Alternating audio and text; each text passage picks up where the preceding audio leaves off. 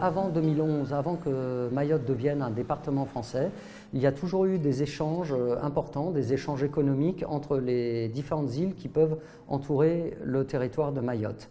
Donc principalement avec nos voisins les Comoriens qui venaient pour des échanges purement commerciaux.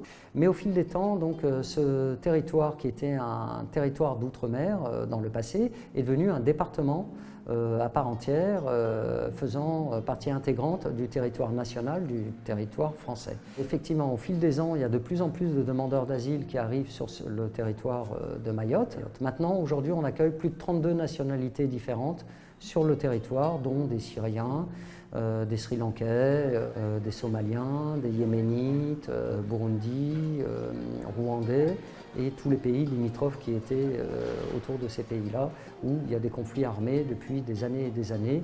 Et plus les portes de la Méditerranée vont se fermer, plus les personnes vont essayer d'opter pour d'autres stratégies pour arriver au territoire, à des territoires développés.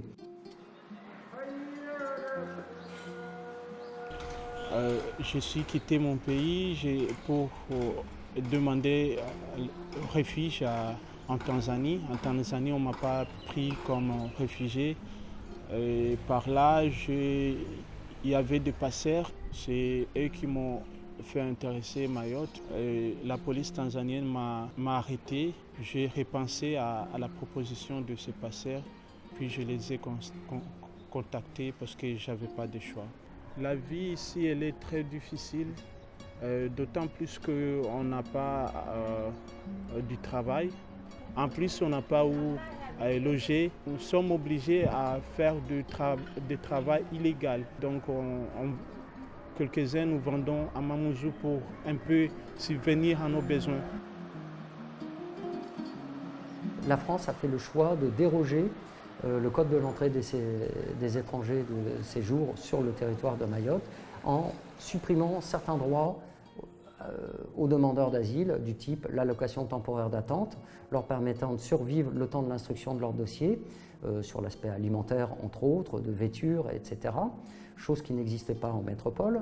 Et parallèlement, ça ne permet pas à ces personnes, demandeurs d'asile, d'accéder à des hébergements pour tout le temps de l'instruction de la demande d'asile sur le territoire de Mayotte. Il y a des Congolais qui habitent ici.